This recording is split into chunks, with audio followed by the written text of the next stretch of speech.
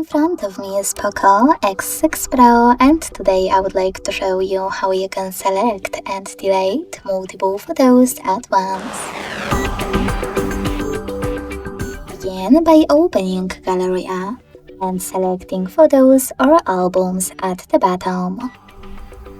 Wherever you decided, after locating your photos that you wish to delete, hold one of them. And finally, click on Select All at the top right corner. If you want to exclude some of those photos, click on the chosen ones to keep them. And then to delete the rest, use this pin at the bottom left corner. Lastly, confirm your choice in the pop-up. Thanks so much for watching. If you enjoyed this video, leave a like, comment and subscribe. Bye!